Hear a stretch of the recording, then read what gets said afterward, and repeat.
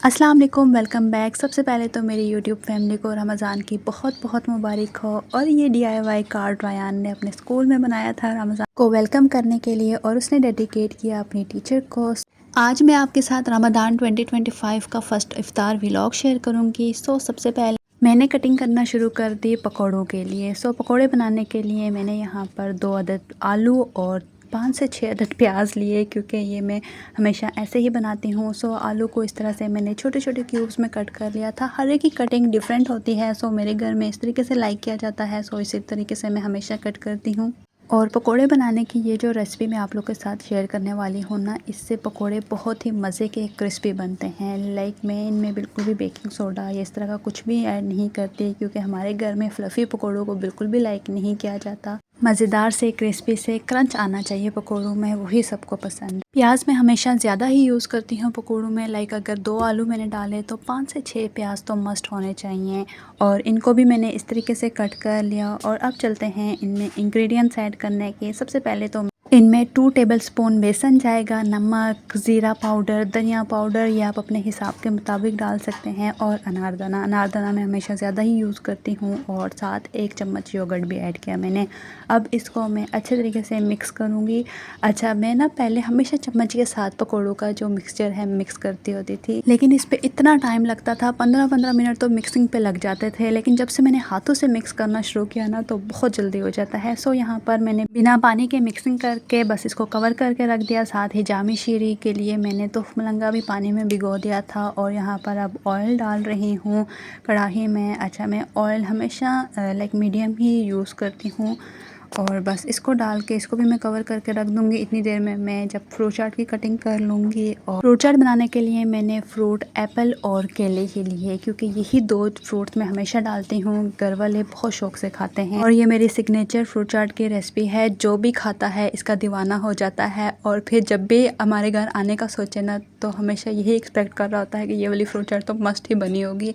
सबको बहुत ज़्यादा पसंद है, क्या तो बच्चे और क्या ही बड़े। और बस इसमें कुछ ही इंग्रेडिएंट्स जाते हैं, लेकिन इसका फ्लेवर, इसका जायका बहुत मज़े का होता है। बस इसको अच्छे तरीके से मिक्स करेंगे।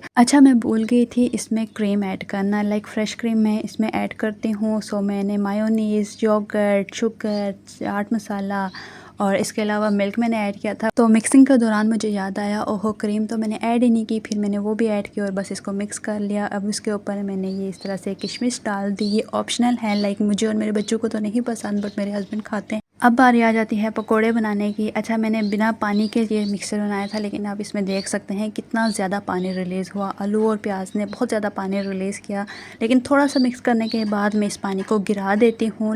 मुझे पतला वाला बैटर नहीं चाहिए, इसकी कंसिस्टेंसी ये वाली होनी चाहिए।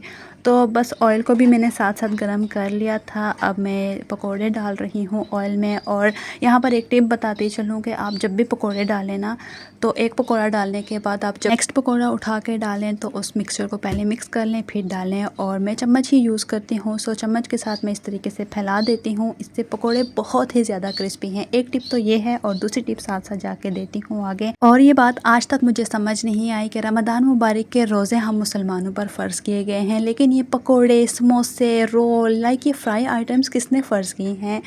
यार रमज़ान इसके बगैर तो बिल्कुल भी अच्छा नहीं लगता। हमेशा दस्तरखान पे एक फ्रूट चाट, जामी शीरी और पकोड़े, ये 3 चीज़ें मस्ट होनी चाहिए। इसके बगैर ना तो अफ्तार अधूरा ही लगता है।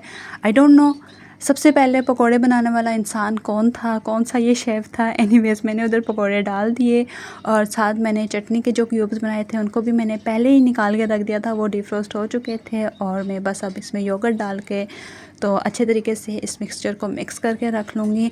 मैं नमक बिल्कुल भी ऐड नहीं करती चटनी में इस टाइम। मैं हमेशा जब अफ्तार हम लोग कर रहे होते हैं, तो अगर नमक चाहिए होता है तभी यूज़ करती हूँ, क्योंकि सम टाइम होता है ना कि पकौड़ों में अगर ज़्यादा हो गया, चटनी में भी फिर ज़्यादा हो जाता है। इसीलिए मैं हमेशा नमक अवॉइड करती हूँ। अब खजूरें बनाने की बारी है, और ये मेरा मोस्ट फेवरेट काम है, खजूरें इस तरीके से क्रीम वाली बनाना। मुझे क्रीम वाली फीलिंग बहुत ही ज़्यादा पसंद है खजूरों में, और मैं हमेशा एक आलमंड भी लगाती हूँ, और बच्चे भी बहुत मज़े से खाते हैं।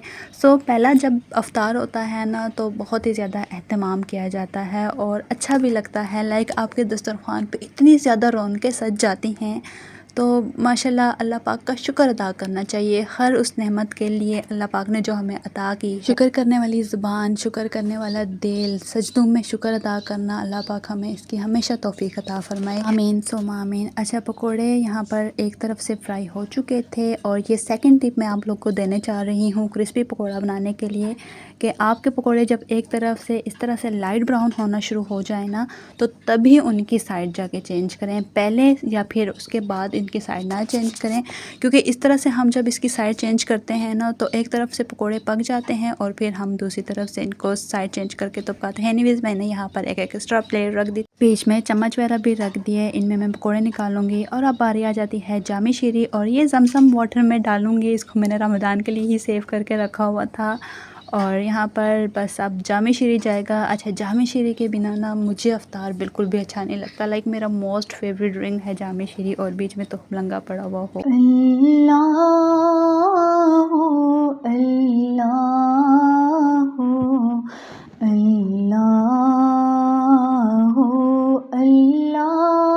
अब इसमें मैं पानी ऐड करके रख दूंगी, और लास्ट 5 मिनट जब रहते होंगे ना तो आइस क्यूब्स इसमें जाएंगे, क्योंकि ठंडा ठंडा जामी शीरी बहुत ही ज़्यादा मज़े का लगता है। सो एनीवेज़ यहाँ पर पकोड़े भी अच्छे तरीके से फ्राई हो चुके थे, अब इनको निकालते हैं। और मैं जब भी पकोड़े निकालती हूँ ना, इस तरह से मैं 2 स्ट्रेनर यूज़ करती हूँ, एक से मैं निकालती हूँ और दूसरे के ऊपर मैं रखती हूँ, इससे सारा ऑयल इनमें से निकल जाता है। ये थर्ड टिप है आपके पकोड़ों को क्रिस्पी बनाने के लिए। सो हमेशा इसी तरीके से पकोड़ों को निकाला कर इतनी देर ही वेट करती हूँ इस स्ट्रेनर में रखे हुए, लाइक जब तक सेकंड बैच रेडी हो जाता। और इस टाइम तक मेरे मैक्सिमम काम हो चुके होते हैं। और ये अफ्तार का जो टाइम होता है ना, इसमें मैं हमेशा कुरान पाक की तिलावत लगा के रखती हूँ, क्योंकि बहुत ही ज़्यादा अच्छा लगता है जब किचन में मैं काम कर रही होती हूँ और साथ साथ कुरान पाक की तिलावत लगी हुई होती है। सो अल्हम्दुलिल्लाह अफ्तार बिल्कुल रेडी हो चुका था। रयान ने साथ साथ चीज़ें रख दी और बस लास्ट मिनट में मैंने इसमें आइस क्यूब्स ऐड कर दिए। सो अल्हम्दुलिल्लाह हमारा पहला अफ्तार का दस्तरखान सज चुका है।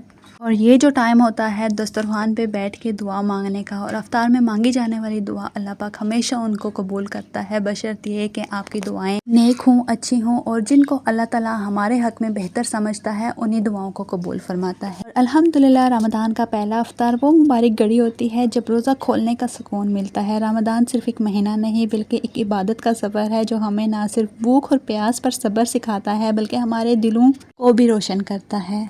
सबसे पहले सुन्नत के मुताबिक हम खजूर और पानी से इफ्तार करते हैं। ये छोटी सी सुन्नत हमारे लिए बरकत का सबब है। हज़रत मोहम्मद सल्लल्लाहु अलैहि वसल्लम की एक हदीस का मफ़हूम है, लोग जब तक जल्दी इफ्तार करते रहेंगे तब तक उन पर अल्लाह ताला का करम रहेगा। अल्हम्दुलिल्लाह पहली इफ्तारी करने के बाद, मगरिब की नमाज़ अदा करने के बाद मैं किचन में आ गई थी। किचन का कुछ ऐसा हाल था, और फिर मैंने किचन को साफ़ कर लिया और साथ ही साथ मैंने अपने लिए एक कप चाय बना लिया, क्योंकि आज पहला रोज़ा था तो हेडेक स्टार्ट हो चुका था मुझे। तो जल्दी से मैंने अपने लिए एक कप चाय बनाया, और फिर ये वाला टाइम है 10 बजे का। तो मैंने आज पहली इफ्तारी के लिए बहुत ही ज़्यादा एहतमाम किया था, मैंने साथ चिकन बिरयानी भी बना ली थी। सो फिर अभी हमारा बहुत ही ज़्यादा दिल कर रहा था चिकन बिरयानी खाने को, तो बस मैंने अभी उसकी मिक्सिंग स्टार्ट की। और अच्छा, मज़े की बात यह है ना कि मैं जब भी चिकन बिरयानी बनाती हूँ तो मैं हमेशा ख़ुद को फ़ोर्स करती हूँ कि आज तो रेसिपी रिकॉर्ड कर लूँगी, क्योंकि मैंने जब से यूट्यूब चैनल स्टार्ट किया मैंने आज तक इसकी रेसिपी आप लोगों के साथ शेयर नहीं की। आई डोंट नो मैं क्यों लेज़ी हो जाती हूँ, जब भी मैं ये बिरयानी कुक करती हूँ तो मैं लेज़ी हो जाती हूँ। हालांकि बीफ बिरयानी की मैंने आप लोगों के साथ रेसिपी शेयर की हुई है, इसके अलावा डिफरेंट पुलाव की भी की हुई है, बट चिकन बिरयानी आज तक इसकी रेसिपी को मैं रिकॉर्ड नहीं कर सकी। लाइक ये मेरी लेज़ीनेस है कि मैं इसको रिकॉर्ड नहीं कर रही। तो ये देखें, ये है बिरयानी की फ़ाइनल लुक। माशाल्लाह एक एक चावल खिला खिला और बहुत ही मज़ेदार किस्म की हमारी बिरयानी थी। और बस यहाँ पर हमने बिरयानी खाई, और मैंने बनाई भी ज़्यादा थी, ये देख लें आप लोग बिरयानी की क्वांटिटी। और उसके बाद मैं और रायान बिज़ी हो चुके थे, और आजकल रायान के एग्ज़ाम्स चल रहे हैं तो उसका ये प्रोजेक्ट भी आया हुआ था, सो हमने प्रोजेक्ट भी बना लिया। तो आजकल यही वजह है कि थोड़े व्लॉग्स लेट अपलोड कर रही हूँ। एक तरफ एग्ज़ाम्स चल रहे, रमज़ान चल रहा, और बस फिर बिज़ी प्रोजेक्ट्स में भी बिज़ी चल रहे हैं। तो बस व्लॉग्स का टाइम ही नहीं मिलता है, एडिट करूँ, एडिट हो जाते हैं, वॉइस ओवर रह जाता है, वॉइस ओवर हो जाता है, तो बस अपलोडिंग में प्रॉब्लम आ रही होती है। तो यही चल रहा है आजकल सब। तो एनीवेज़ हम लोग फिर आ चुके थे बाहर, यहाँ से हमने कुछ न्यू फिशेस ली और इसके अलावा बर्ड्स भी लिए।